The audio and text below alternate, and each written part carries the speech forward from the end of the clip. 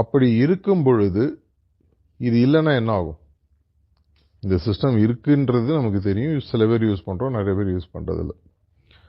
அப்படின்னா இந்த சிஸ்டமை ப்ராப்பகேட் பண்ணுறதுக்கு ஒரு கட்டமைப்பு வேணும். அந்த காலத்தில் கடவுள் அப்படின்ற ஒரு உணர்விலிருந்து மனிதன் நகர ஆரம்பிக்கும் பொழுது தான் கோயில்களின் தேவைகள் வந்ததுன்னு சொல்லி சாரஜி மகாராஜ் அடிக்கடி சொல்வார். கோயிலோ மசூதியோ சர்ச்சோ ஏதோ ஒன்று கடவுள்னு ஒருத்தர் இருக்காருன்றது ஞாபகப்படுத்துது. ஏன்னா முதல்ல அவரோட ஐக்கியமாக இருக்கும் பொழுது வேதங்களில் கோயில்ன்ற வார்த்தையே இல்லைன்னு தாஜி ரீசெண்டாக ஒரு டாக்கில் கூட சொன்னார், நீங்கள் பார்த்துருப்பீங்க. போய் சாட் ஜிபிடியில் போட்டு கேட்டுப்பாரு அப்படின்னு கூட ஒரு இடத்துல தில்சேல சொன்னார். அப்படின்னா இந்த கட்டமைப்பு நமக்கு இருந்ததுனா தான் இந்த சிஸ்டமானது எதிர்காலத்தில் ப்ராபகேட் ஆகும். என்னுடைய தேவை இன்னைக்கு பூர்த்தி அடைஞ்சிச்சு.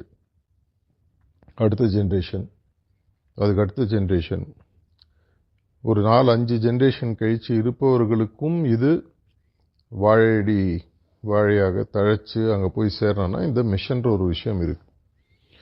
இப்போ எப்படி ஒரு கம்பெனியில் ஒர்க் பண்ணும்போதோ இல்லை ஒரு காலேஜுக்கு போகிறோம் படிக்கும்போதோ நமக்கு அந்த